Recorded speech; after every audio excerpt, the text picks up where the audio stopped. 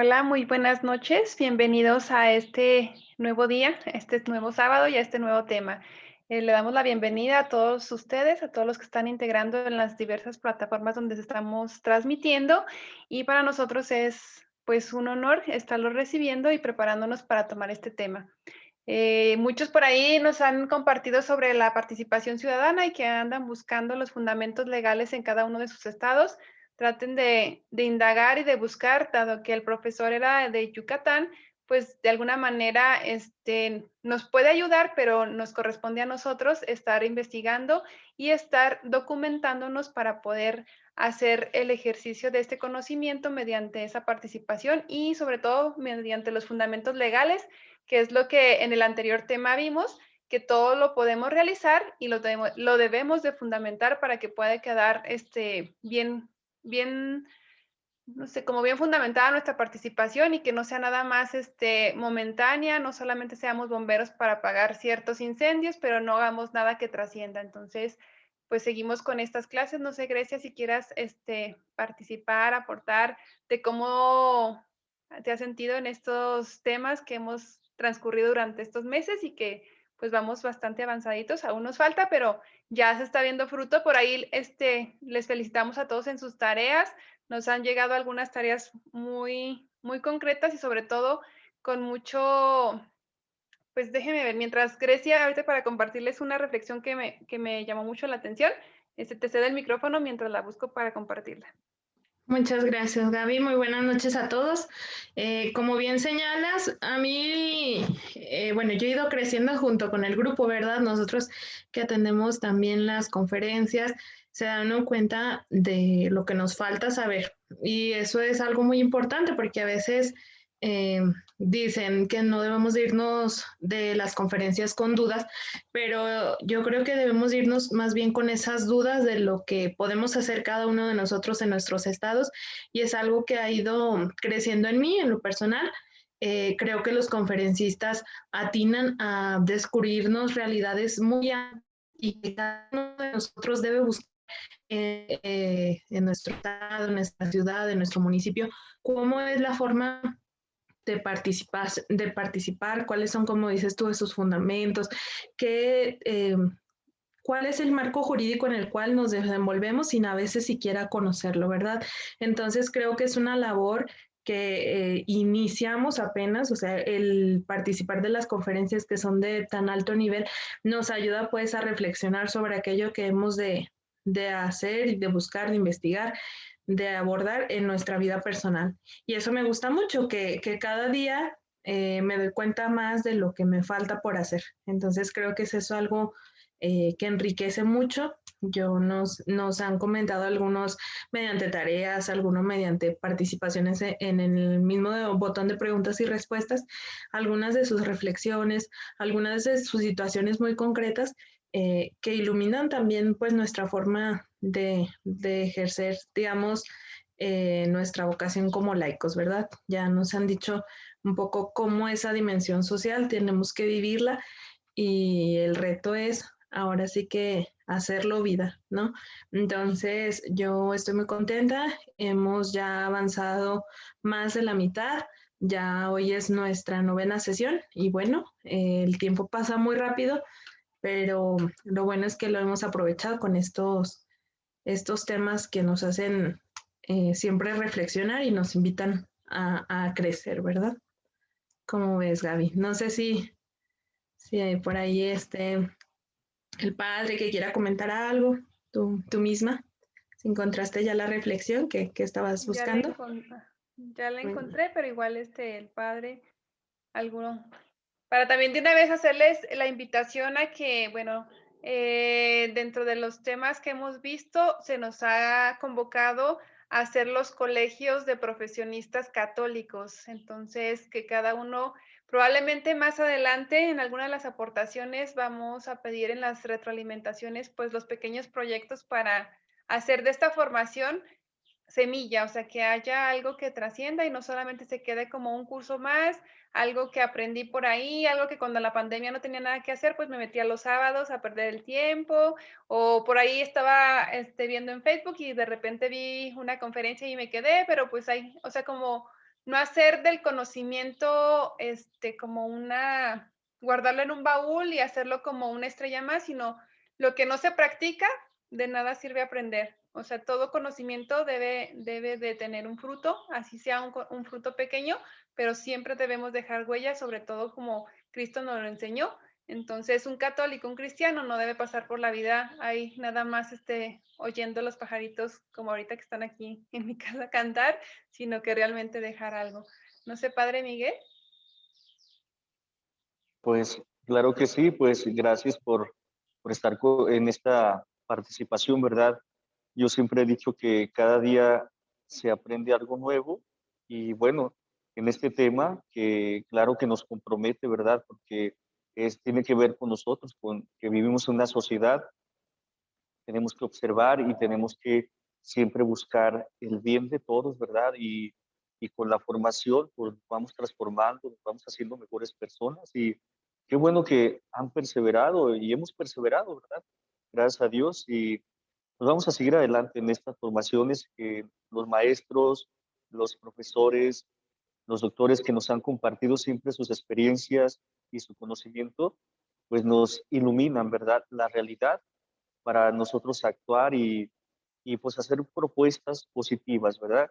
A veces lo que uno puede ver, a veces en estos tiempos, es que a veces hay muchas peleas, ¿verdad? De que te digo, de que me dices, pero porque, claro, no se hace una propuesta en favor del bien, ¿verdad? Del bien de todos y que eso nos lleve pues a tener un mundo mejor, pues, desde nuestra fe, claro, irradiar el Evangelio en todas las realidades donde estamos, ¿sí?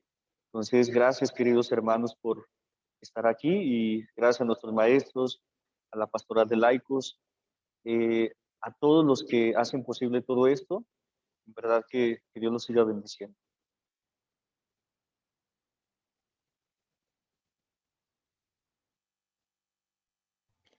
Muchas gracias, Padre. Y bueno, en este espíritu, digamos, sigamos reflexionando. Seguramente que hay mucho en lo cual todos podemos crecer, todavía muchas cosas que nos falta aprender y que pues con la ayuda de Dios y de un trabajo personal que nosotros hagamos, podamos ir creciendo, como bien dice, en este camino, nuestras vocaciones, ¿verdad? Y bueno, el día de hoy vamos a hablar de un tema muy importante que pudiera, digamos, causar polémica. No sé, algunos de los temas anteriores también han causado un poquito de polémica. Hoy vamos a hablar de los límites al ejercicio de la autoridad civil. Muchas veces en la historia se ha se han querido pues tener un poder absoluto, ¿verdad?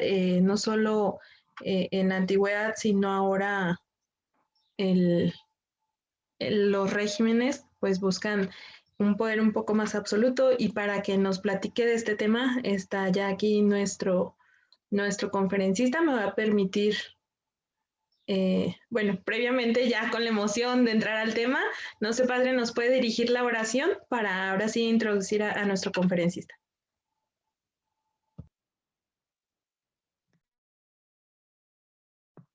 Padre, el micrófono. Muy bien, perdón. En el nombre del Padre, del Hijo y del Espíritu Santo.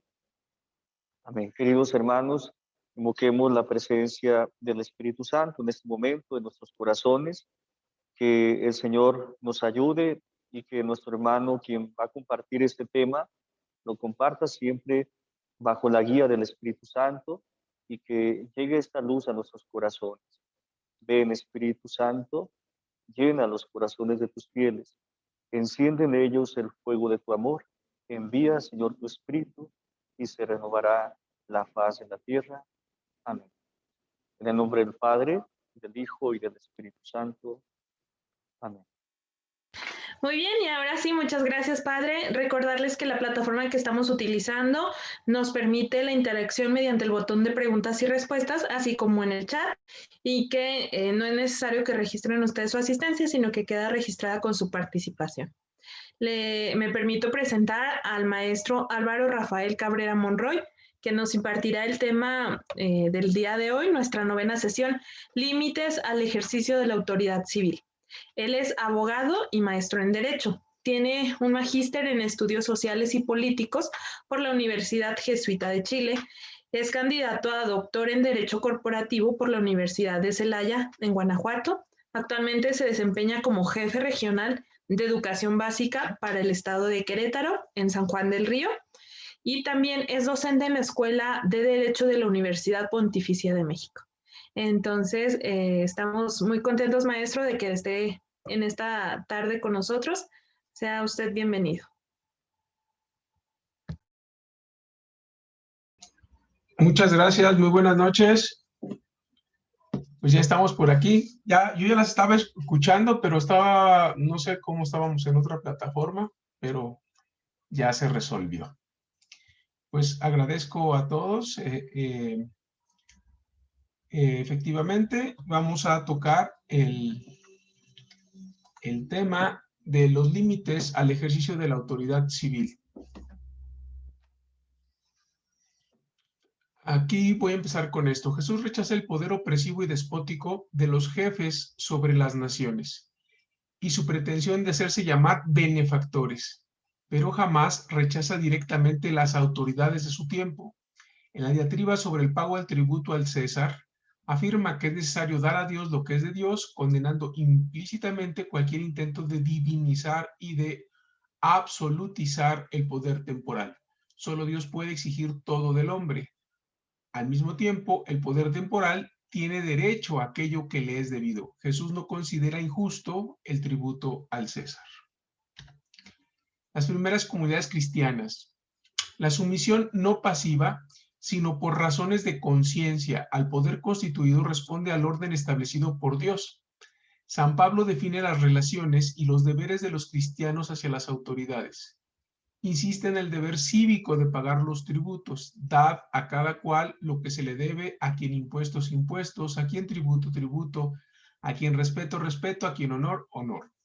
El apóstol no intenta ciertamente legitimar todo poder, sino más bien ayudar a los cristianos a procurar el bien ante todos los hombres, incluidas las relaciones con la autoridad en cuanto está el servicio de Dios para el bien de la persona, para hacer justicia y castigar al que obra mal. Bien, en estas primeras ideas, pues entonces observamos que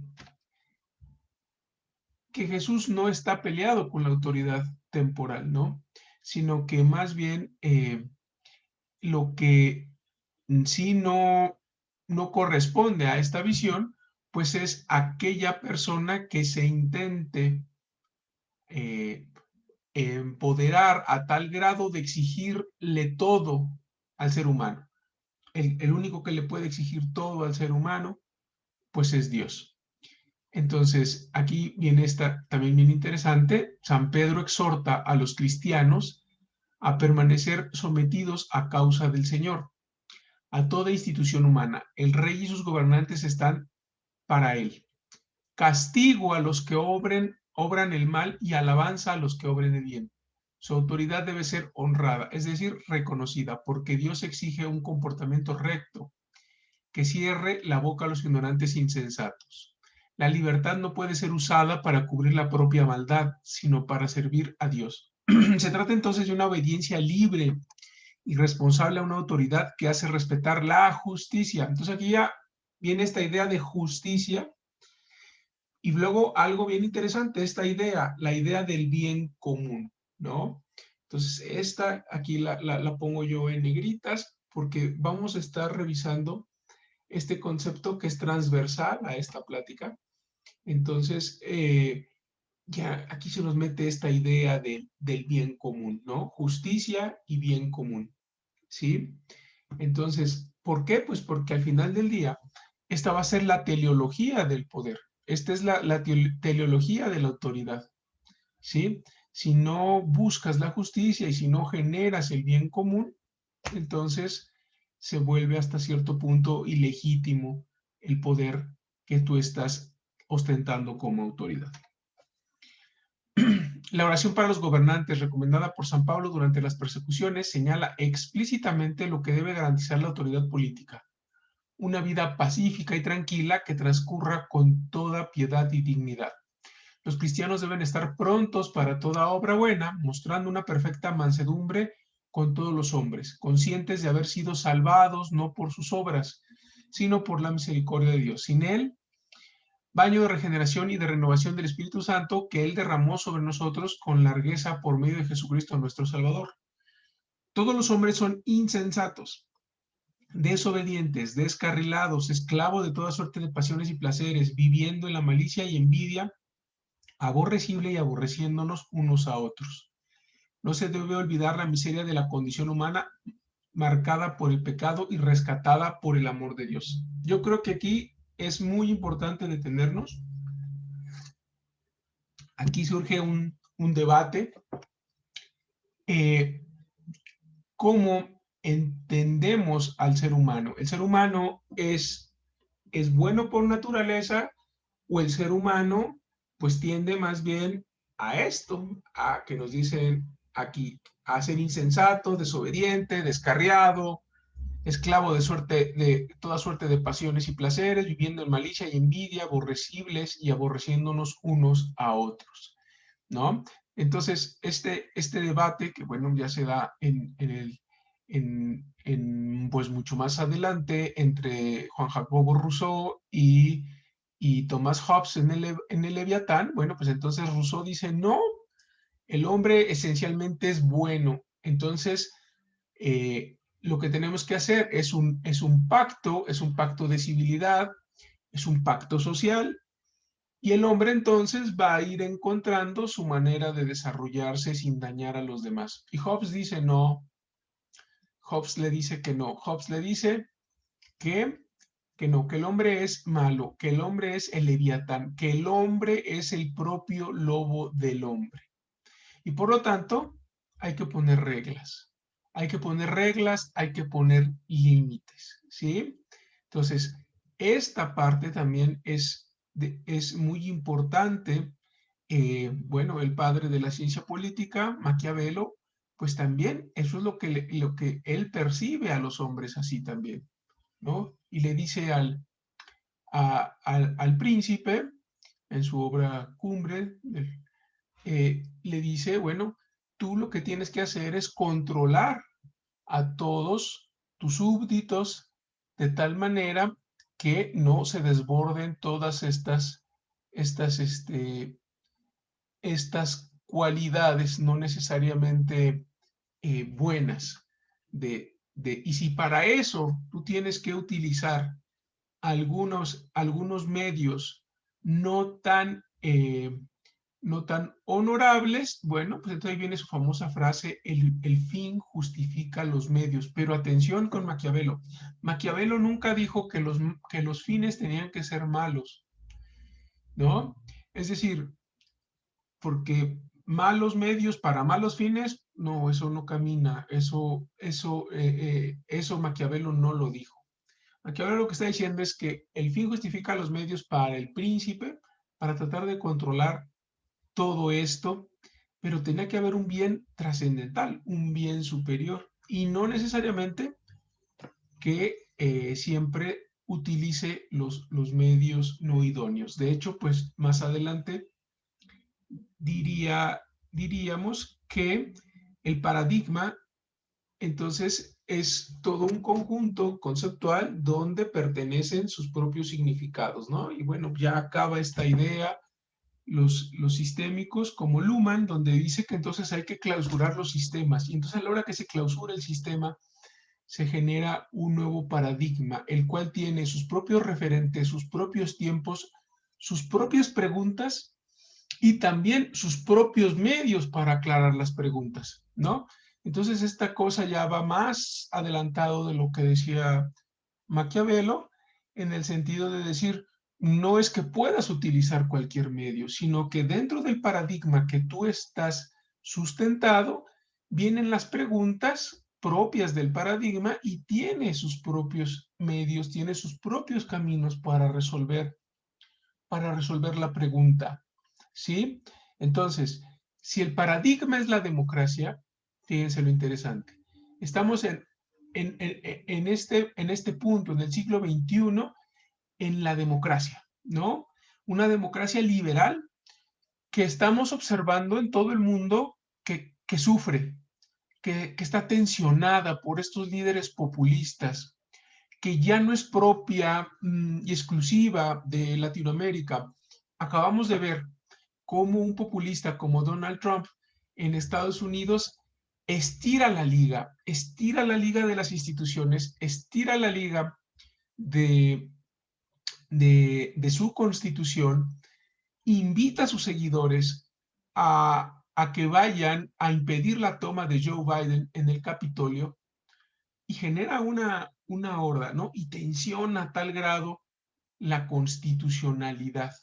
¿Sí te fijas? Entonces, acá lo que decíamos, justicia, bien común, democracia, Estado de Derecho.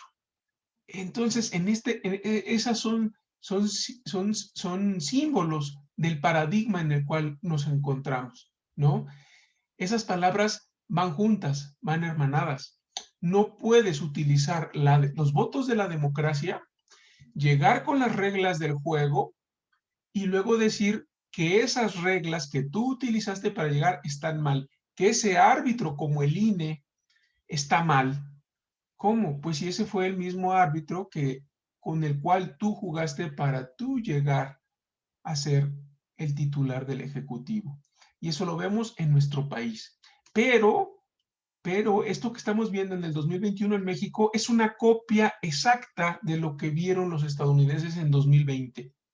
Estuvimos viendo el año pasado, bueno, a diferencia de nuestro presidente como Donald Trump, tenía realmente una economía bastante buena, ¿no? Bien administrada. Donald Trump hubiera ganado. Donald Trump pierde por dos eventos. La pandemia, el coronavirus. La pandemia entonces desnuda a todos nuestros presidentes y sobre todo a los populistas. No es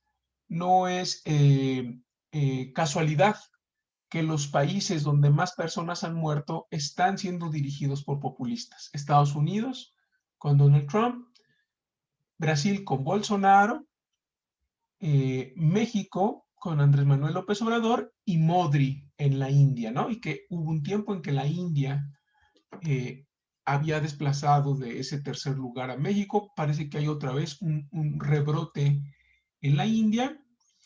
Y venía el cuarto, otro importante populista, que es Boris Johnson, ¿no? En Inglaterra.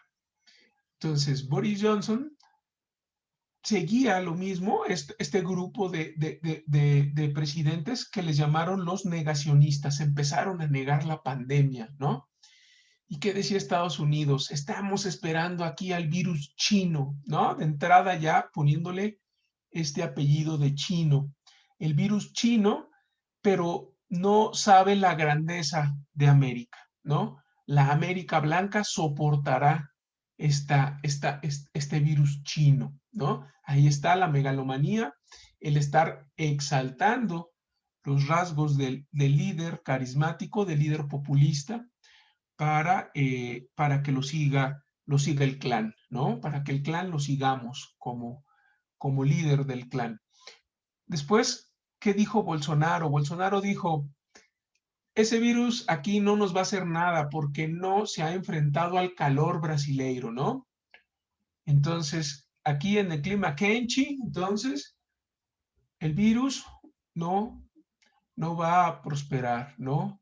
Y morirá en este Brasil, o país más grande del mundo, ¿no? Entonces, en esta idea también, esta construcción colectiva, donde los brasileños tienen aspiraciones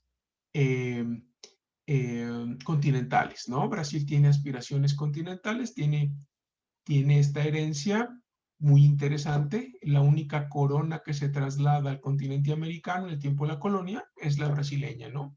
Con Pedro el Grande. Entonces, todo esto, los líderes lo ponen, ¿no? Y entonces, ¿qué dice Andrés Manuel? Dice, que no, que aquí ya se va a domar la pandemia, que no es necesario, salgan, abrácense, yo les voy a avisar, no se preocupen, todo está bajo control, yo aquí traigo mis detentes, por eso no uso cubrebocas, ¿no? El uso de los símbolos religiosos con un fin político. Entonces, saco los detentes para utilizar a un símbolo religioso dentro de mi discurso de megalomanía, donde entonces a nosotros no nos va a pasar nada, porque dijo que nuestros genes, pues en mi caso, yo estoy desde Querétaro acá, bueno, pues mis genes, supongo que se refería a los genes otomís y a los mazaguas y a los náhuatl y a los mayas, etcétera. Entonces, que estos genes que habían resistido ya en la colonia en el 1521 con la caída de Tenochtitlan, entonces que estos genes nos iban a proteger de este virus. Ahí está grabado, ¿no? Eso es lo que dijo. Y Boris Johnson iba por ahí. Por ahí. Y Inglaterra también entonces empezaba a tener, se les crecían las cifras, y pero Boris Johnson enferma gravemente, va al hospital. Pero recuerden que ellos, además, a diferencia de Modri, a diferencia de Trump, a diferencia de Andrés Manuel López Obrador y de Bolsonaro, que son nuestros sistemas, que es lo que también tendríamos que revisar, esta idea de que el presidente, el titular del Ejecutivo, sea a la vez jefe de Estado y a la vez jefe de gobierno. Boris Johnson no está en esa situación. Boris Johnson, la jefa de Estado, es la reina Isabel, que acaba de quedar viuda. ¿No? Se le fue el nieto consentido, ¿no? Que se casó con la estadounidense, la Meghan, que por cierto, todas estas princesas gringas, pues no se acomodan en la casa real, ¿no? Siempre causan problemas. Recordemos al tío de la reina actual, que era el verdadero heredero, y por casarse con estas princesas norteamericanas, bueno, pues al final les choca, ¿no? Esta idea de libertad estadounidense cuando tienen que llegar al castillo de Buckingham y tienen que entender que hay un orden en las líneas de sucesión, que bueno, pues en este caso Harry no es el que está en la línea de sucesión, sino William, ¿no? Entonces, todas esas cuestiones pues chocan. Bueno, entonces la reina pues acaba de perder a su esposo, pero el nieto consentido era Harry. En fin, eso para el breviario cultural. Boris Johnson no es el jefe de Estado, Boris Johnson es el jefe de gobierno. Por lo tanto, a Boris Johnson, además de eso, es un sistema parlamentario, el cual lo obliga a asistir al Parlamento, a debatir y a entregar sus informes cada que lo cita el Parlamento, la Casa de los Comunes, ¿no? Entonces, tiene que ir a dar cuenta de cómo va la pandemia, tiene que ir a dar cuenta cómo están respondiendo la cuestión hospitalaria, y tiene una presión arriba por parte de la jefatura de Estado, que si bien no tiene facultades ni de removerlo, ni de llamarle la atención, sí se extiende a la Cámara de los Lores. Entonces arriba tiene una Cámara de los Lores que exige, y abajo tiene la Cámara de los Comunes que lo citan a que rinda cuentas. Entonces, todo esto se configura para que Boris Johnson, además de que enferma, tenga estas presiones y gire. Es el único de estos presidentes negacionistas que giran en su estrategia y que entonces empiezan a descender las muertes en Inglaterra. ¿Sí te fijas? Entonces, ahí estamos observando las diferencias y allí estamos viendo límites, que es el tema, ¿no? Estamos viendo cómo los ingleses construyeron un sistema donde tienen más limitado el poder, ¿sí? Y eso pues no es nuevo. Nosotros malamente, eso es, yo doy clases de Derecho Constitucional, la Constitución mexicana no es la Carta Magna ni se parece a la Carta Magna que le imponen a Juan Sin Tierra en 1221 en Inglaterra, cuando sale Ricardo Corazón de León a pelear las cruzadas, ¿no? Entonces, cuando va Ricardo Corazón de León a Tierra Santa, se queda, estamos hablando de la Inglaterra católica, ¿no? Ya sabemos que después se separan, Enrique VII. Entonces, pero en esta Inglaterra católica, Ricardo Corazón de León va a la cruzada, queda su hermano Juan sin tierra, y le imponen la Carta Magna. Le dicen, ¿sabes qué? Está bien, qué padre que seas rey, qué padre que seas soberano, pero necesitamos que nos respetes estos derechos. Y estos derechos, para la época, pues eran pues que los clanes ingleses, las familias inglesas, pues tuvieran ciertas garantías para no lastimar sus cuestiones. Pero nada tiene que ver la Carta Magna en nuestra Constitución. Ni se le impusimos al rey, ya éramos una república independiente, y mucho menos, si ustedes leen la Carta Magna, algún día les invito a que la lean, van a encontrar nombres, van a encontrar, incluso mencionan al obispo. Entonces, es muy pormenorizada en ese sentido, son leyes personales, cuando nuestro sistema dice que las leyes tienen que ser generales. En la Constitución tiene que ser general. Entonces, yo no veo que en nuestra Constitución diga que los Cabrera no podemos ser parte de las Fuerzas Armadas ni de seguridad, ¿no? Que sí lo dice la Carta Magna a una familia en específico.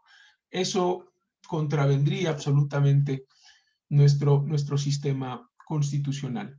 Si te fijas, entonces, no, la usan los reporteros, les gusta, ¿no? La Carta Magna, ¿no? Como que suena interesante, pero en realidad no es un equiparable la Carta Magna a la Constitución inglesa, ni tampoco es el equivalente a nuestra Constitución, porque la Constitución inglesa es más amplia, no es solo la Carta Magna. La Carta Magna inicia, pero Inglaterra no tiene una Constitución codificada como nosotros, que es desde luego es esta idea de codificación, pues desde Justiniano y Constantino en la segunda Roma de Oriente, ¿no? Y después, pues, que viene a dar al códex, al código, y también el derecho canónico. Entonces, esta idea, esta es nuestra tradición, ¿no? Codificar, tenemos una constitución codificada, pero los ingleses no. Los ingleses, su sistema constitucional se basa en precedentes. Entonces, si bien inicia con la Carta Magna, para encontrar, lo que les quiero decir es un ejemplo miren, a ver si me explico. El voto de las mujeres en México se da por una reforma constitucional. ¿Sí te fijas? Entonces tienes que reformar la Constitución para que las mujeres hace, ¿qué? 50 y tantos años, obtuvieran el voto a votar. Para los ingleses no es necesario reformar ningún artículo de su Constitución, sino que va a ser por precedentes. Será entonces un juez inglés el que otorgue y que diga que a partir de esa sentencia, entonces en Manchester, en Londres o en la ciudad que ustedes me digan, entonces ya podría votar una mujer. Y a partir de ese precedente, los otros jueces empiezan a otorgar esos derechos. Entonces los derechos vienen por parte del juez. Nosotros no, nuestra tradición neorromanista canónica germánica, pues nos dice que tiene que ser a través de la reforma constitucional, a través de la Constitución. ¿Sí? Entonces, ahí está otro ejemplo, que no es la Constitución inglesa. La Carta Magna es parte de la Constitución inglesa, pero es una Constitución dispersa, a diferencia de nuestra Constitución, que está codificada, la Constitución inglesa y del todo el Common Law, que desde luego de ahí abrevan Canadá, de ahí abreva Estados Unidos. Entonces, su legislación es dispersa. Un juez puede ampliar el derecho humano y nosotros no. Nosotros tiene que ser el constituyente el que implemente el derecho humano, primero lo reconozca, segundo lo garantice, que eso es lo más caro, ¿sí? Porque el papel lo aguanta todo. Yo en el papel puedo poner que a partir de hoy queda abolida la pobreza en México, ¿no? Pues sí, artículo 137 de la Constitución, y a partir de este momento queda abolida la pobreza en México.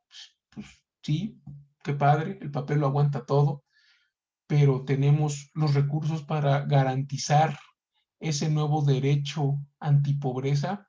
Pues no, esa es la triste realidad de la cual hoy se enfrenta nuestro presidente. Bien, entonces ese es un contexto de más o menos para que vean por dónde vamos, ¿no? Aquí, por ejemplo, nos dice, cuando el poder humano se extralimita del orden querido por Dios, se autodiviniza. Entonces, yo ya me autodivinizo, yo soy el heredero del Tlatoani, ¿no? Soy el heredero de todos, del norte, del sur, del sol, de la luna. Hagan una pirámide de la luna, hagan una pirámide del sol, algo que pueda entonces demostrar todo lo que yo soy, ¿te fijas? Entonces ese era el Tlatoani, o Atahualpa, ¿no? En el imperio incaico y los suyos, ¿no? Esta bandera que ven en Bolivia, que es de colores, que se quejaron ya los bolivianos porque las organizaciones LGTBI, H, X, Y, Z, W, ya no sé en qué número del alfabeto van, bueno, han utilizado, ¿no? Está la Rainbow Flag, ¿no? ¿Qué dicen los bolivianos? No, esta es nuestra bandera, son los 4 suyos, ¿no? Entonces, que son los puntos cardinales de los cuales, entonces, el emperador incaico era amo y señor, así como el emperador, la casa Hirohito, ¿no? En Japón, es dueño del oriente, señor del occidente, desde donde se pone el sol, ¿no? Estas ideas geniales, fantabulosas. Entonces yo ya empiezo a encarnizar la divinidad, ya empiezo yo a creérmela, ¿sí te fijas? Dice, y reclama absoluta sumisión. Entonces, como yo soy este gran señor de los suyos, en el caso incaico, entonces me debes obedecer, ¿sí? Me debes obedecer. Pero aquí nos dice, y reclama absoluta sumisión, se convierte entonces en la bestia del Apocalipsis, imagen del poder imperial perseguidor, ebrio de la sangre de los santos y la sangre de los mártires de Jesús. La bestia tiene a su servicio al falso profeta. Entonces, cuidado con los falsos profetas. Que mueve a los hombres a adorarla con portentos que seducen. Esta visión señala proféticamente todas las insidias usadas por Satanás para gobernar a los hombres, insinuándose en su espíritu con la materia. Pero Cristo es el Cordero vencedor de todo poder que en el curso de la historia humana se absolutiza. Frente a este poder, San Juan recomienda la resistencia de los mártires. De este modo, los creyentes dan testimonio de que el poder corrupto y satánico ha sido vencido porque no tienen ninguna influencia sobre ellos. La Iglesia anuncia que Cristo, vencedor de la muerte, reina sobre el universo, que Él mismo ha rescatado. Su reino incluye también el tiempo presente y terminará solo cuando todo será consignado al Padre y a la historia humana se concluirá con el juicio final. Cristo revela a la autoridad humana, siempre tentada por el dominio, que su significado auténtico y pleno es de servicio. Dios es Padre único y Cristo único, Maestro para todos los hombres que son hermanos. La soberanía pertenece a Dios, el Señor. Sin embargo, no ha querido retener para Él solo el ejercicio de todos los poderes. Se entrega a cada criatura las funciones que es capaz de ejercer, según las capacidades de su naturaleza. Este modo de gobierno debe ser limitado en la vida social.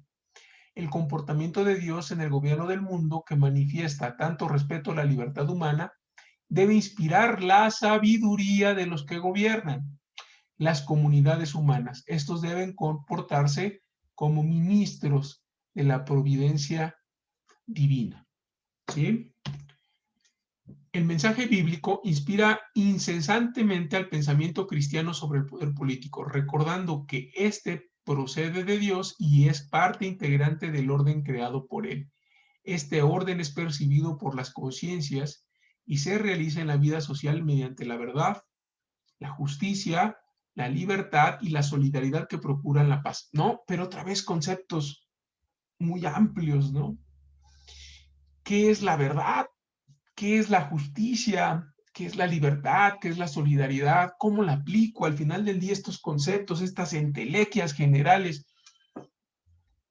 Entonces, podemos también rescatar estas cuestiones. Ahí nos parecemos más a los griegos, ¿no? Los griegos, los grandes, los padres de la filosofía. Las cuestiones conceptuales, pues los griegos las tenían, las conformaron, las desarrollaron. Son los maestros, ¿no? Sócrates, Platón y el gran Aristóteles, que después pues vendría a retomar Santo Tomás de Aquino a Aristóteles. Entonces, estos conceptos filosóficos los griegos los trabajan muy bien, muy bonito. Pero recordemos que tan solo la democracia y lo que era justo para la Grecia de ese entonces, la Grecia clásica, pues no necesariamente se acopla a lo que pasa hoy. La democracia griega en ese entonces, bueno, pues era para los varones libres mayores de 21 años, ¿no? No las mujeres, no los esclavos, no los de 18 años. Entonces, empieza la idea de democracia, pero en ese momento eso era la democracia. En esa comunidad, en ese tiempo específico, eso era la democracia.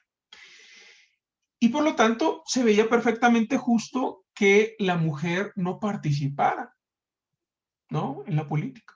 Se veía, es justo. ¿Por qué? Porque, pues, sí, está bien. Entonces, podemos ver cómo esta idea de justicia puede ir cambiando. Luego vienen los romanos, ¿no? Los romanos entonces se quitan un poquito el idealismo platónico y son más eficaces, diría Maquiavelo, la eficacia del príncipe. Y entonces, los romanos por eso son los reyes, creadores, los señores, los gigantes del derecho, ¿sí? Porque logran a través de, imagínense ese imperio, ¿no? Desde Constantinopla, el imperio de Oriente, pasando por todo toda Europa y llegar hasta el norte de África, Egipto. Todo eso dominado por los César. ¿Y con qué? Con la lex romana, la ley. Lo que hay que llevar es la ley. ¿Por qué? Y entonces, ¿cómo van conquistando el emperador? El César, ¿cómo va conquistando? Va diciéndole a sus pueblos que les va a permitir que sigan medio masticando su idioma, pero que el latín será la lengua del imperio. Les dirá que pueden seguir con sus prácticas, y por eso los judíos pudieron seguir con sus prácticas, pero que lo que tenían es que reconocer que el César era el emperador.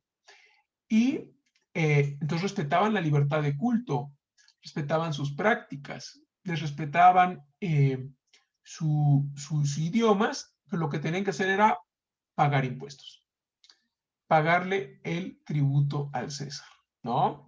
Entonces, eso es lo que sostiene este gran imperio romano, ¿no? Entonces, tenemos a los griegos, nosotros somos herederos de todo esto. Tenemos la filosofía griega, estos conceptos generales, vagos, pero que los romanos pues no les parecían tan fáciles para gobernar un imperio, ¿no? Entonces dicen, no, bueno, sí están padres los conceptos, suena bien, me agradan, pero vamos traduciendo esto a una ley que podamos entender y que podamos aplicar, porque ¿hasta dónde llega la libertad? ¿Hasta dónde llegaba la libertad de las autoridades, de los rabinos judíos para poder, por ejemplo, crucificar a Jesús? ¿Hasta dónde tenían esa libertad? Entonces me corregirá el padre, pero yo recuerdo ahí que dice entonces que ellos no tenían esa libertad ni esa autoridad. Por eso se andan rebotando a Jesús entre Pilatos y Herodes, ¿no? Y pues como que ninguno ve que... ¿Por qué? Porque ellos tienen la idea de ley y dicen, bueno, bajo mi ley, pues no, y toda, bueno, la pregunta ahí más incisiva que le hacen, que le dicen, bueno, entonces, a ver, Jesús, tú eres el rey, porque entonces ya ahí lo podría yo encuadrar en el artículo donde en la lex romana dijera que él se estaba sublevando al emperador, al César, ¿no? ¿Y qué le contesta Jesús? Pues no, mi hermano, mi reino no es de este mundo. No, pues el otro ya no supo qué decirle, ya se quedó como, no, pues, ¿y qué dice entonces? Pilatos, pues yo no encuentro delito alguno en este hombre y yo por eso me lavo las manos, ¿no? Y entonces ahí está estas ideas. Entonces, si te fijas cómo tenemos estos choques, ahí tensiona. Cuando entonces los conceptos filosóficos como justicia, como libertad, muy bien, ya cómo los aterrizo y cómo eso en una ley, y entonces esa ley, no, es que mira, él ya está diciendo, ¿qué le decían los rabinos? No, mira, Jesús ya está ofendiendo al César, él dice que sí, pero no me encuadra, porque pues sí, él puede ser rey, pues, que en otro mundo, pues, nosotros también tenemos reyes, o sea, el emperador reconoce al rey de Hispania, el emperador reconoce al rey Galo en lo que hoy conocemos como Francia, ¿no? Reconoce a los reyes de Oriente, pero todos esos reyes le deben tributo al César. Entonces, pues, no, a mí no comete ningún delito, ¿no? Ahí el problema Pero ese juicio, que es el más famoso de la historia, bueno, pues ese problema, deberíamos reflexionarlo como cristianos. Entonces, esta justicia y libertad, ¿a quién libero? ¿A Jesús o a Barrabás? Y entonces, a mano alzada, ¿no? A mano alzada en una asamblea popular, patito. Entonces, ¿a quién liberan? Pues a Barrabás, ¿no? Entonces, ahí está la ley. Y por eso no le gustaba a los romanos. El romano estaba pensando en la lex romana y dice esto, ¿qué onda con los judíos? ¿Qué onda con el pueblo? Si este es un asesino que ellos mismos me vinieron a entregar, que es Barrabás. Y pues yo imagino a los ojos de Pilatos, ¿no? Bueno, y Jesús, pues echa un buen discurso, ¿no? Él no está creyendo en Jesús, él no es cristiano, ¿no? Él tiene sus dioses de mar, los dioses romanos, y le debe toda su lealtad al César. Lo escucha, hasta le puede parecer interesante, ¿no? Como los romanos veían a los griegos, tal vez, un filósofo, pero no veía en él y obvio que él veía la calidad de hombre que era Barrabás y la calidad de hombre que era Jesús. Y por eso a él le chocaba tanto, ¿sí? Porque él traía toda esta idea legal. Pero entonces, eso lo estamos viendo hoy en día en México, ¿sí? Entonces, ¿hago valer la Constitución o hago valer en los tratados internacionales que firmó él, que firmó Andrés Manuel en Washington? Todos lo vimos cuando firmó ahí con su compadre Donald Trump, que son igualitos. Bueno, a diferencia que entonces, sí, no sé si observaron, eso pasó medio desapercibido, pero el señor Andrés Manuel se guardó la pluma ahí en su saco, ahí revisen la pluma con la que firmó, se la llevó, no la regresó ahí a la Casa Blanca. Bueno, está su firma ahí del nuevo TEMEC, que eso en nuestro orden constitucional tiene validez como de la Constitución, y están las energías limpias. Y también nuestra Constitución habla de las energías limpias. Pero entonces él puede organizar una asamblea a mano alzada, como la de Barrabás, y dice, ¿qué hago? ¿Cumplo estas leyes, este derecho que no genera justicia? O por encima la justicia, hasta se aventó esta frase, ¿no? Que ya debe ser la Suprema Corte de Derecho, porque no es de justicia, ¿sí? Entonces, en esta generalidad y en esta ambigüedad, pues, ¿cómo le vamos a hacer? Imagínense México, que tiene 127 millones, pues para los griegos, pues era más o menos práctico, porque eran poquitos ahí en Atenas, las ciudades, las polis griegas, ¿no? Pues de ahí viene política. Entonces, pues los de Atenas pues eran una ciudad grande, y los de Esparta eran otra ciudad grande, y bueno, pues entonces ahí más o menos podían entre todos interpretar estos conceptos. Pero un país de 127 millones de mexicanos, el Imperio Romano, ¿cómo se hubiese podido gobernar si dejamos en la entelequia los conceptos? Bien. Nos dice entonces, continuó, la persona humana es el fundamento y el fin de toda convivencia política, dotado de racionalidad. Aquí ya aparece la racionalidad, ¿no? De la modernidad, después de 1789 o 1776, si tomamos de base el Congreso de Filadelfia de los gringos. El hombre es responsable de sus propias decisiones y capaz de perseguir proyectos que dan sentido a su vida en plano individual y social. La apertura a la trascendencia, que eso es muy, muy nuestro, ¿no? La trascendencia, el después de la vida, y a los demás es el rasgo de la característica y la distingue solo en relación con la trascendencia, y con los demás la persona humana alcanza su plena y completa realización. Esto significa que por ser pues para el hombre sobrecarga accidental, sino una dimensión esencial e ineludible.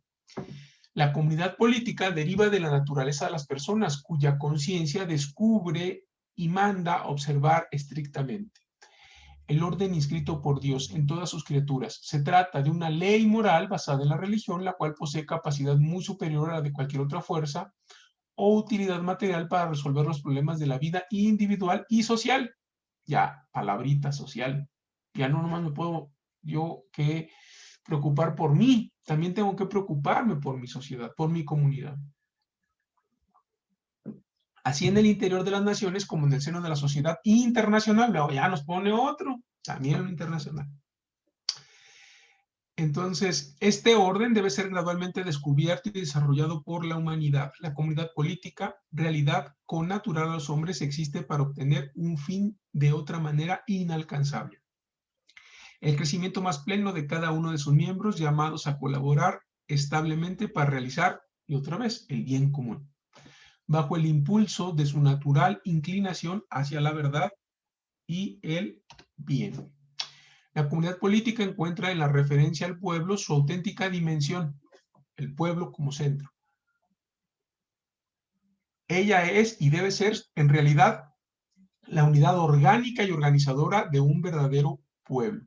El pueblo no es una multitud amorfa, una masa inerte para manipular e instrumentalizar, pueblo bueno, el pueblo sabio, sino un conjunto de personas, cada una de las cuales, esto es muy nuestro, a diferencia de los ismos, del nazismo, del socialismo, del comunismo. Entonces, esta idea de tu dimensión como persona humana, tu dignidad como persona humana en el cristianismo, entonces donde tú estás llamado a la trascendentalidad, ¿no? No eres solo parte ahí del cardumen, sino que nos dicen que incluso yo tengo una alma propia, un alma única, ¿no? Que soy yo. No es que seamos todos ahí parte del cardumen, por eso chocamos entonces con estas ideas socialistas, comunistas, donde nos dicen, no, tú eres solo parte del cardumen, tú eres tu lugar en la manada, ¿no? Tiene la posibilidad de formar su opinión acerca de la cosa pública y la libertad de expresar su sensibilidad política y hacerla valer de manera conveniente al bien común.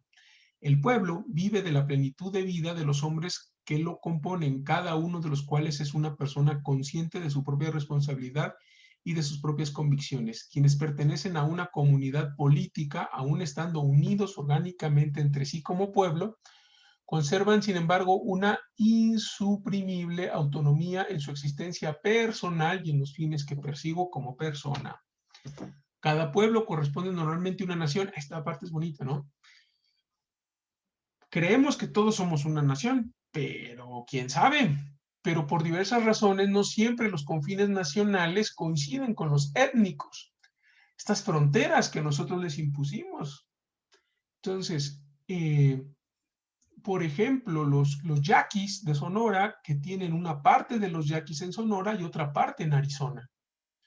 Y son primos y son tíos, y esa nación yaqui queda cercenada por lo que los estados modernos constituyeron como sus fronteras. ¿Qué pasa, por ejemplo?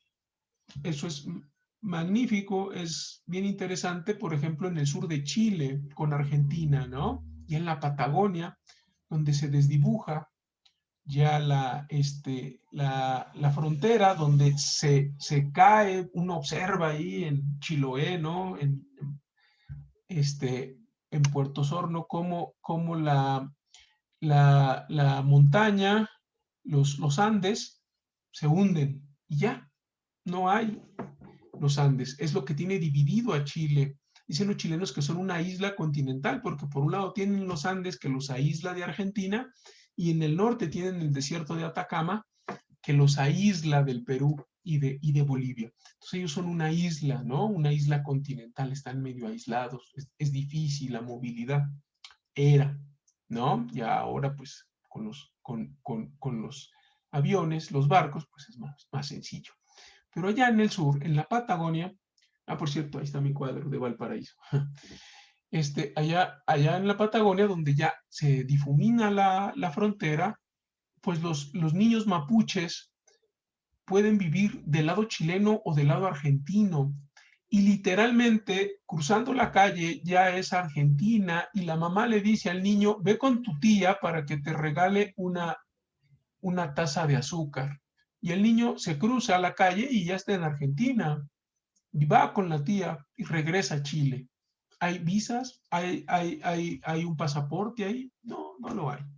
¿Sí? Entonces, para ellos, sí, qué padre que seamos chilenos o qué padre que seamos argentinos. Pero yo antes que argentino y antes que sea chileno soy mapuche, ¿no? O sea, ¿por qué? Porque esa es mi comunidad, esa es mi nación. Entonces, vinieron las fronteras a limitar a las naciones. Si te fijas, por ejemplo, nosotros Querétaro, la Huasteca queretana, la Huasteca potosina, la Huasteca veracruzana, la Huasteca tamaulipeca, ¿no? Hasta llegar a Miraflores en el puerto, Tampico. Bueno, pues ellos son huastecos y ellos se parecen más entre ellos que, en mi caso, acá en el Valle de Querétaro. O sea, alguien de San Joaquín o de Landa de Matamoros en Querétaro, pues seguramente se parecería más a la Huasteca potosina que a los queretanos del Valle. Entonces, pero ahí les pusimos las fronteras. Ahí se nos ocurrió, por conflictos, por guerras, por como sea, son diferentes cuestiones, ahí tocó. Pero aquí lo que nos está diciendo es que esa etnia, esa nación, tenemos que respetarla, fíjate, principio de subsidiariedad. La entidad superior no puede fagocitar a la entidad menor, sino que tiene que ayudarle para que se autodesarrolle. ¿Te fijas? A otra cuestión que entonces el cristianismo va a chocar con el socialismo, con el comunismo, con el nacionalismo de Hitler. ¿Por qué? Pues porque tú sí quieres construir una gran entidad, pero que no respeta a la entidad menor. Y eso no es principio de subsidiariedad. ¿Te fijas? El magisterio afirma que las minorías constituyen grupos con específicos derechos y deberes. En primer lugar, un grupo minoritario tiene derecho a la propia existencia. ¿Qué hubo? Pues yo no puedo borrarlos del mapa, ¿no? Ya lo intentamos y no salió. A los únicos que medio le salió fueron a los gringos, a los ingleses que descendieron y a los uruguayos. Eso sí le salió, una cosa chiquita, 3 millones. Los charrúas, no existe un charrúa sobre la tierra. Los únicos que lograron esa igualdad fueron los uruguayos, que son excelentes personas, son encantadores, hagan de cuenta que llegan a la comarca Hobbit, todos se conocen, todos son primos. Aquí llegó Abreu, ¿no? El futbolista, y resultó que yo conocí a la prima estudiando allí en Chile, ¿no? Todos son primos, todos se conocen, son chiquitos. Pero efectivamente el resto, pues no No, ¿verdad? Eso no se pudo. Entonces, no se pudo y no se pudo gracias a los grandes frailes católicos, ¿no? A Tatabasco, a Fray Junípero Serra, a Fray Bartolomé de las Casas, que entonces empiezan a proteger a las comunidades indígenas de los excesos de la corona española. Y la corona, pues ya no le quedó de otra, tenía que, si se decía corona católica, pues tenía que atender lo que decía la iglesia. La iglesia haya jugado en este largo caminar de 2000 años, 2021, estos límites al poder. Fíjense lo interesante, ¿no? Otro ejemplo reciente, pues los vemos con Pinochet. Entonces, Pinochet es la Iglesia Católica la que frena la dictadura. La dictadura se dice católica, entonces es ahí el cardenal Silva el que logra salvar a muchos chilenos. Y lo mismo pasa del lado argentino, ¿no? Con el hoy Papa Francisco, con Bergoglio. Entonces, es a través de la iglesia que se logra ponerle también límites al poder, ¿no? Porque entonces ya como que ahí no, el pueblo tan católico como el argentino, como el chileno, los chilenos cada vez menos, es el país donde más ha bajado el catolicismo, y los mexicanos, pues no se diga. Entonces ya ahí como que no, tan lo sabe Andrés Manuel que a su partido le puso Morena, ¿no? Si se fijan, y saca los detentes, y juega con esto, juega con estos rollos, pero él le juega todo. El día de su toma de posesión, se hinca ante un chamán, no tiene el menor empacho, y darle la espalda a la catedral en el Zócalo, ¿no? Entonces, simbolismos, le fascina a Andrés Manuel el simbolismo. Pero a nosotros como pueblo también nos fascina, ¿no? Nuestras dos matrices, la matriz indígena y la matriz hispánica. Entonces, pues ya los aztecas eran simbólicos, sí, ¿no? La pirámide, y que ahí, y corazón, corazón, traigan a más mujeres, corazón, queremos que llueva, corazón, corazón, corazón, saquen corazones, hasta que llueva. Ya está lloviendo, ahora ya queremos que no llueva. Vamos a sacar más corazón, corazón, corazón. Ya dejó de llover, ¿no? Entonces todo lo arreglaban con los corazones y todo ese montaje ahí. Entonces traemos eso. Y luego llegan los españoles y también todo el montaje de la corona, todo este simbolismo, y desde luego el cristianismo, ¿no? Que también muy simbólico. Entonces, todo esto está ahí, es nuestra herencia cultural. Aquí el punto es que si yo lo sé, ¿por qué lo utilizo para algo malo? Entonces Maquiavelo lo regañaría, le diría, pues estás utilizando esto que tú sabes cómo maniobrar al pueblo, pero para un fin malo. Y eso Maquiavelo no lo dijo. El fin tenía que ser trascendental, tenía que ser un fin superior, ¿no? Bien, dice, este derecho puede no ser tenido en cuenta de modos diversos, pudiendo llegar hasta el extremo de ser negado mediante formas evidentes o indirectas de genocidio. Hitler, ¿no? Los hornos a los judíos. Entonces, pues, fregado, ¿no? O sea, donde a ti por solo ser o mexicano o judío, pues entonces te traten de exterminar. Las dos cuestiones por las que perdió Trump, dije que era la pandemia. Segundo, que todos vimos en vivo cómo un policía mataba a un afroamericano, George Floyd, ¿no? Y ¡pum! La comunidad afroamericana se levantó en protestas, y Donald Trump jamás condenó esos hechos abiertamente, por eso se levantaron. Y al contrario le decían, ¿qué tiene usted que decir a estos grupos supremacistas blancos? Todos somos buenos, los buenos muchachos, los boys, good boys, ¿no? Entonces, eso hizo enojar a esta minoría racial. Entonces nos pueden matar como sea, nos pueden matar en vivo, ahí transmitido por los celulares. Entonces, aquí está esta situación. donde entonces ya la sociedad se revela, ¿no? Pero esto nos están diciendo que no es correcto, que tú no puedes iniciar un genocidio, que tú no puedes hacer esto. Y entonces ahí vienen crímenes de lesa humanidad. Si te fijas que eso lo sentencia la Corte Internacional de la Haya. Y ahí, bueno, pues habría esta pandemia cuando termine, va a llevar a algunos a esa corte, porque están violando sistemáticamente derechos humanos, ¿no? Si tú violas sistemáticamente derechos humanos como la salud, como la vida, con negar quimioterapias, con negar vacunas a los médicos, entonces, pues, no sé, qué vayan a pensar los jueces internacionales si no estuviste a la altura y lo que tus leyes te indicaban. Y entonces el argumento va a ser justicia. No les di los quimioterapias a los niños con cáncer ni les di las vacunas por justicia. Explícame tu justicia. O sea, aquí la ley dice que te las tenías que dar. ¿Sí? Tu presupuesto de egresos que te autorizó la Cámara de Diputados decía que te tenías que gastar tanto dinero. ¿Y qué creen? Hay subejercicios. Y eso se va a poder cuadrar. ¿Sí? ¿Por qué? Porque en una pandemia mundial tú no puedes ser que le quites recursos a salud. Al contrario, todos los países medianamente decentes aumentaron su gasto en salud, porque estás en una pandemia mundial. No, pues México no necesita, vamos muy bien, ya se aplanó la curva, ya estamos a final del túnel.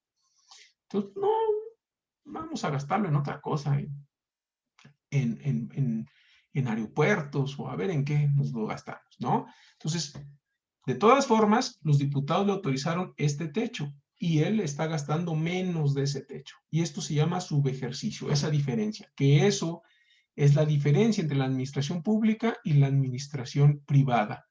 Cuando tú como gerente de tu empresa les generas ahorros, pues te aplauden, te ascienden, muy bien, pero en la administración pública son equilibrio cero. Lo que te dan para gastar, lo tienes que gastar, ni más ni menos. Tienes que ser equilibrio cero, lo que te destinaron de presupuesto. Y acá dice que hubo ahorros. ¿Ustedes creen que en una crisis equiparable solamente a la gripe española de hace 100 años, estamos para no gastarle recursos a la salud en la peor crisis sanitaria? Entonces, bueno, ahí vamos a empezar a ver si no se violaron sistemáticamente el sistema, es decir, sistemáticamente es que todo el sistema contribuyó para que determinados sectores, niños con cáncer, mujeres con cáncer, médicos, personal sanitario, que no tuvo lo necesario, murieron. Y eso es equiparable a un genocidio. ¿Te fijas? En todo caso, el recurso del terrorismo es injustificable y dañaría causa que se pretende defender. Las minorías tienen también deberes que cumplir, entre los cuales se encuentra sobre todo la cooperación al bien común del Estado en que se hayan insertos. En particular, el grupo minoritario tiene el deber de promover la libertad y la dignidad de cada uno de sus miembros y de respetar las decisiones de cada individuo, incluso cuando uno de ellos decidiera pasar a la cultura mayoritaria. Pues esto, por ejemplo, se ve con los judíos de Nueva York, ¿no? Donde los ortodoxos que andan con su sombrero, con sus caireles de blanco y negro, y los jóvenes pues ya deciden salirse de la religión judía ortodoxa y se inmiscuyen en la sociedad neoyorquina.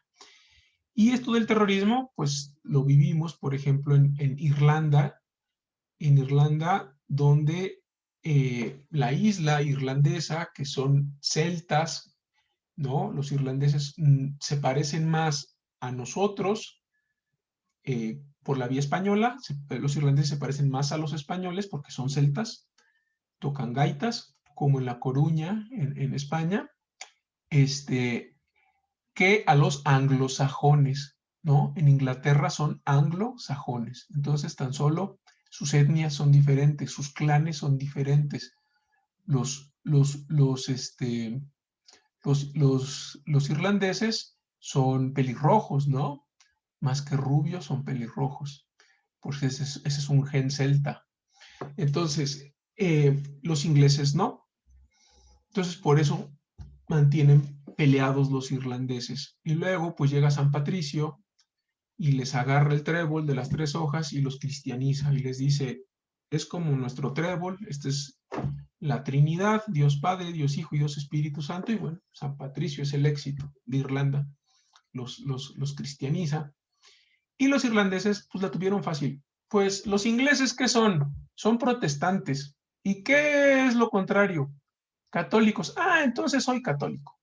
Sí, lo que ellos no sean, yo quiero ser. Lo que les repatee, eso quiero ser, ¿no? Entonces los irlandeses la tienen fácil. Todo lo que a los ingleses les moleste, los irlandeses lo hacen. Entonces, si a los ingleses les molesta la Iglesia Católica, yo soy católico.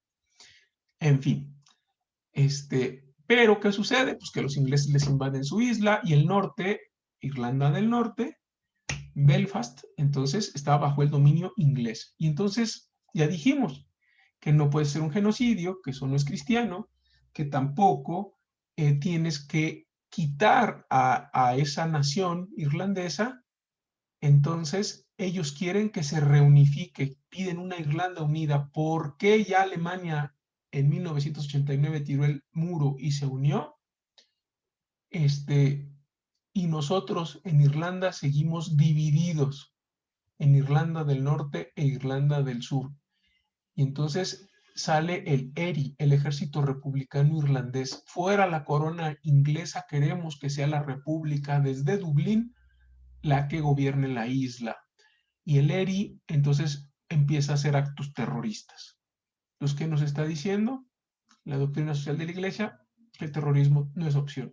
Que aun cuando tú tengas la legítima derecho de querer unificar a tu nación irlandesa, el camino no es el terrorismo.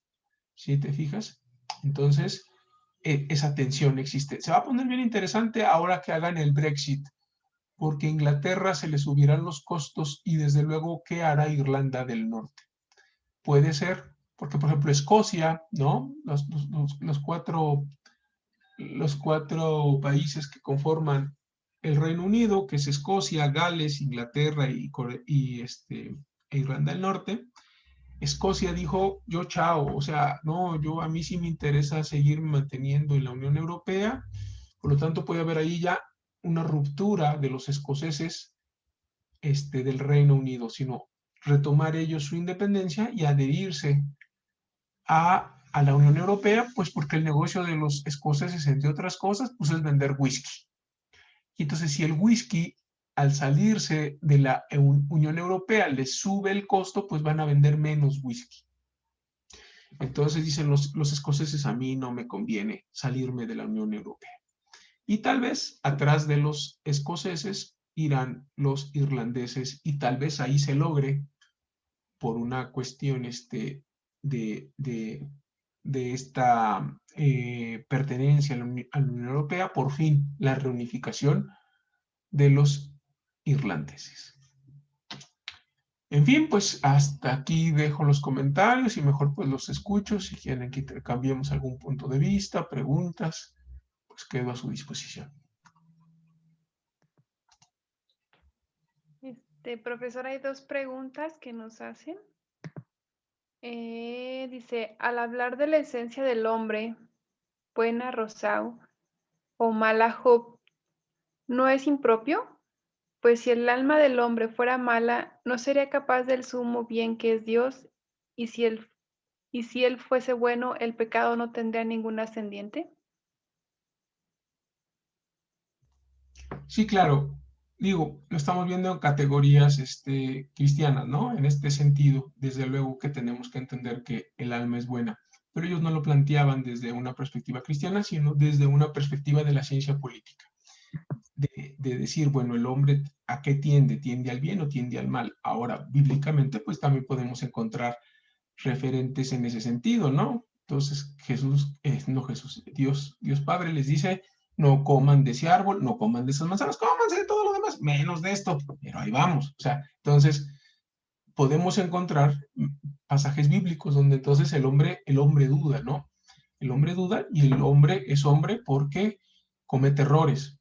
Eso es lo que lo hace, para mi gusto, ser hombre. Si no cometiera errores, si fuera un ser perfecto, pues sería un ángel o estaría en presencia de nuestro Señor Jesucristo. Pero bueno, ahí yo prefiero que mejor lo conteste el Padre a que lo conteste. Yo no me siento ahí capacitado para interpretar en esos terrenos.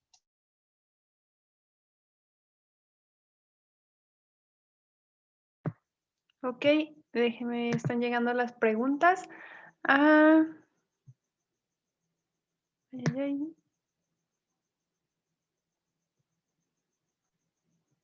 ¿Qué herramientas pueden propiciar la participación activa ciudadana, sobre todo en los próximos procesos, y aún más, cómo motivar a los católicos? Importante. Tenemos que ir a ejercer nuestro voto. Estamos viendo una ruptura del orden constitucional. La Constitución es una narrativa como la Biblia, ¿no? Nos narra la historia del hombre, la Biblia, y la Constitución también es un relato. En la Constitución entonces encuentras que cada 6 años se renovará el presidente, cada 3 años los de diputados, cada 6 se renovará el Senado, cada 3 el ayuntamiento, y hay una narrativa y eso te dice qué va a suceder. Entonces, dentro de la Constitución están dadas estos ciclos. Cuando tú rompes ese ciclo, estás fuera del orden constitucional. Eso es lo grave que está sucediendo ahorita, donde le quieren extender 2 años el mandato al presidente de la Corte, Saldívar. Están rompiendo la narrativa constitucional, lo que ahí nos dimos como norma, ¿sí? Entonces, yo no les digo por quién voten, pero sí vayan a votar.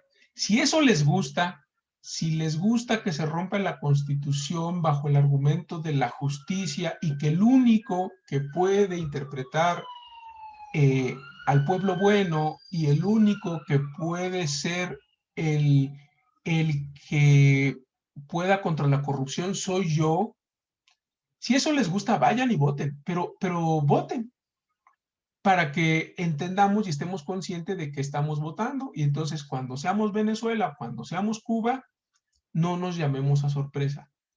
Muy bien, eso decidimos ser, pero hay que estar conscientes de que estamos decidiendo ser. Si por el contrario, a mí como que ya no me está gustando esto, a lo mejor yo voté por él por darle la oportunidad, porque él dijo que él tenía todas las soluciones, pero ya esto no me gusta, que no respete la Constitución, que esté atacando al árbitro, que lo hizo a el presidente, y que mal que bien, con todos nuestros errores, es una democracia, al fin, una democracia muy imperfecta, la de México, sí, unos partidos políticos sumamente imperfectos, sí, pero es lo que tenemos, y es donde nuestra democracia no es tan larga, tan de larga data, te fijas, como la inglesa. Los ingleses no tienen problema, en 4 semanas citan a comicios en martes, y nadie cierra, ¿eh? O sea, tú vas, trabajas y votas, no se cierran ni los comercios ni nada, no, va la gente, los ingleses van y votan, es una cuestión natural, es una cuestión de, que ellos ya tienen institucionalizada. No, nosotros un año antes estamos preparando y conseguirlos de las casillas y que saquen su credencial. Y, o sea, nos cuesta mucho trabajo ser democráticos, ¿te fijas? Entonces, apenas el INE, el IFE antes, pues tiene 24 años. Nuestra democracia es muy joven. Entonces, pero aquí es muy importante que decidamos si nos vamos a ir por ese camino, por una democracia constitucional, que eso es tal vez también lo que no nos han dicho con esas palabras los partidos. Yo creo que aquí deberían de llamar los otros partidos a un pacto por la democracia constitucional, contra no estar respetando la Constitución, porque eso ya me estorba al proyecto que yo quiero personificar en estas figuras carismáticas populistas, que, como les estaba diciendo, no es propia no solo es exclusiva de México, sino que lo tuvieron los estadounidenses. ¿Qué dijeron los norteamericanos a Trump? Hasta aquí, papito. Ya, te dimos la oportunidad, aquí estuvo, pero el momento que tú estás tensionando la Constitución norteamericana de Filadelfia, pues en el momento que estás cuestionando nuestra democracia, ya no me gustas. Adiós, que te vaya bien. Y ese mismo pueblo que lo puso 4 años antes, lo quita 4 años después a Donald Trump. Entonces, yo lo que les pediría es que vayan a votar para que no podemos abstraernos por las consecuencias fuertes que va a haber. Entonces, si yo no voto, entonces después va a ser un problema muy fuerte. Yo debo ir y votar. Si lo que tú estás viviendo en este momento y lo que están haciendo te gusta, ve y vota. Y que sea abrumador y que vuelva a sacar sus 30 millones de votos. Listo. Entonces ya los demás nos quedaremos callados y diremos, pues eso decidieron mis hermanos, pues ni modo, en el nombre sea de Dios, vámonos, bienvenida a Venezuela. Pero si no te gusta, tienes que ir a votar para que eso lo frene, porque si no, no va a haber freno. El freno, él lo ha dicho, se lo tiene que poner el pueblo, porque ya la Constitución ya se está tambaleando. Esa sería mi respuesta. Es una emergencia nacional. Decidir, porque no es algo que está, pues, más o menos se parece, ¿no? No, sí es un régimen y otro régimen. Tenemos que ir a decir cuál de los dos queremos. Yo sé, me van a decir, pues es que justo ganó porque la gente estaba harta del PRI y del PAN. Sí, sí, también es verdad. No es lo que queremos, pues no es lo que queremos, pero eso por lo menos los controlábamos con la Constitución, los controlábamos con los tribunales, los controlábamos con la ley. Cuando ya no puedes controlar a tu gobernante por ese lado, pues entonces ya se pone más complicado. Ok, dicen, ¿qué papel juegan las garantías individuales en las limitaciones del poder público? Mucho, muy importante, ¿no? Eso es tal vez en donde medio nos parecemos a la famosa Carta Magna, donde todas las constituciones entonces van a tener 3 tipos de normas, ¿no? Las normas dogmáticas, decimos los abogados, que son los derechos humanos, las normas orgánicas que organizan al Estado en esta narrativa que les cuento, de cada 6 años, de cada 3 años, hasta nos dice la Constitución y te vas a parar, levantar la mano derecha y decir que protesto, guardar la Constitución, ¿no? Hay toda una narrativa ahí. Entonces, en las normas constitucionales de derechos humanos, bueno, pues ahí están las garantías y los medios, por lo cual, entonces son las normas adjetivas, por ejemplo, el juicio de amparo.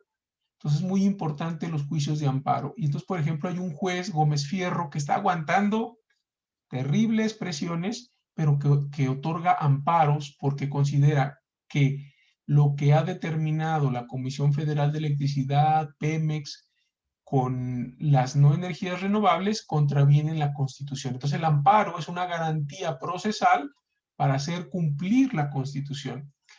Y si los jueces ceden, son capturados por el Poder Ejecutivo, también se está rompiendo la división de poderes.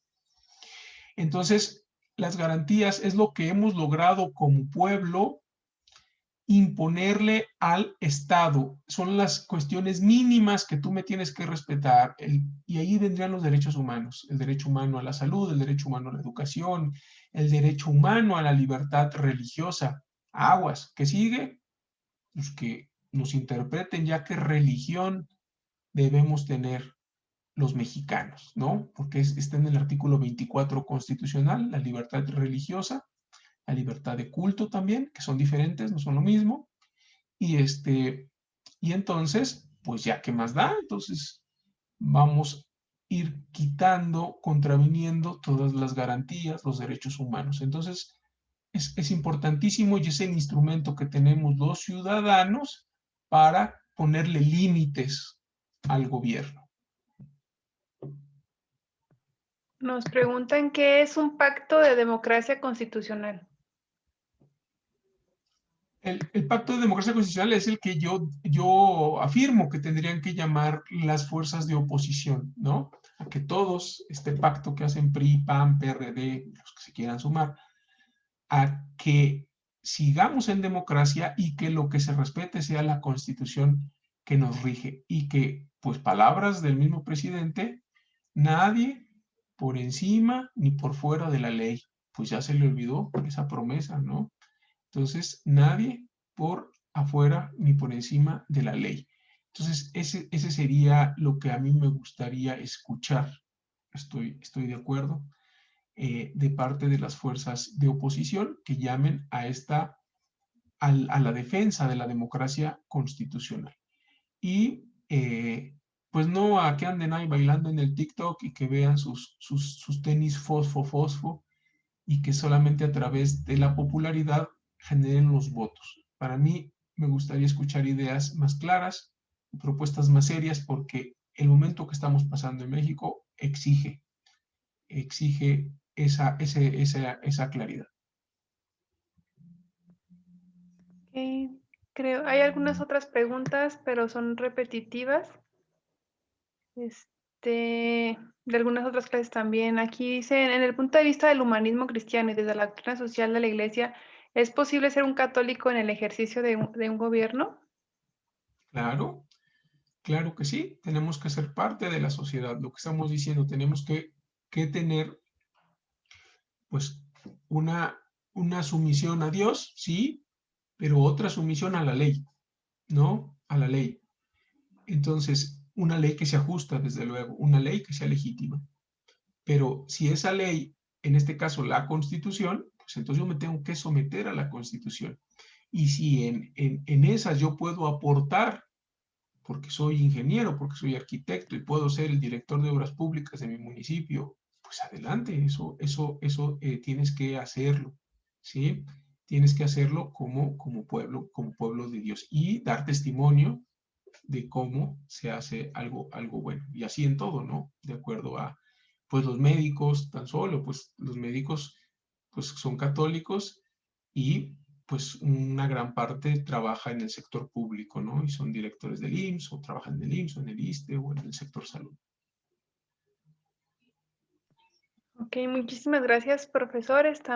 Bueno, hay algunas otras preguntas. El tiempo se nos ha agotado, entonces nos gustaría contestar todas, pero de repente dependemos mucho del tiempo. Quiero invitar a Grecia, a los sacerdotes, para ver si hay alguna pregunta, si no, para ir finalizando el día de hoy con este tema. Algunos preguntan que si podemos decir, se puede decir por quién sí, por quién no, pero como usted lo mencionó, usted nos invita a todos a votar y a discernir. Grecia, padres.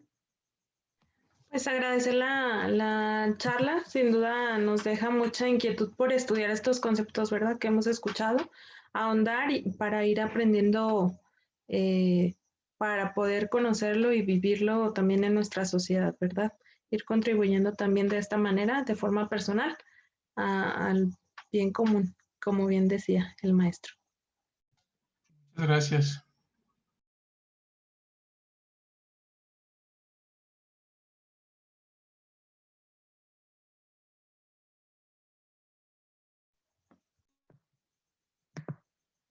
Sí, de no tener ninguna otra, el padre José Luis Corona está por ahí.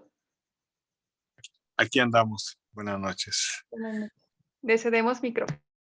Muchas gracias. Pues muy interesante el tema. Yo creo que van a surgir preguntas como siempre ha sucedido después de que terminamos el tema. La gente lo reflexione y siguen llegando. Muy, muy interesante. Y qué difícil también ese límite, ¿no? Hasta dónde es gobernar, hasta dónde podemos llegar sin herir, sin lastimar y a veces sin atropellar lo que son las garantías de las personas.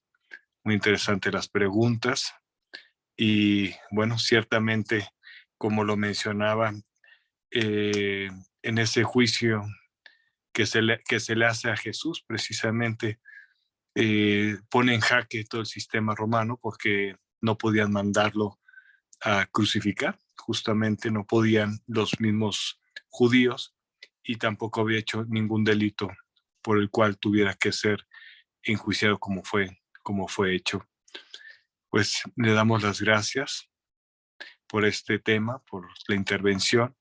Queremos dar gracias a todas las personas que siempre nos están acompañando todos los sábados con esta preparación y queremos bendecirlos a todos ustedes e invitarlos a que, como nos lo han dicho ahorita, para seguir participando, ir a votar.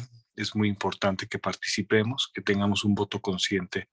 Pedimos a Dios, al Espíritu Santo, siempre que nos ilumine en todas las decisiones que nosotros tomamos y sobre todo en estas que son muy, muy especiales y que implican también resultados que pueden afectar a muchas personas, no nada más a nosotros.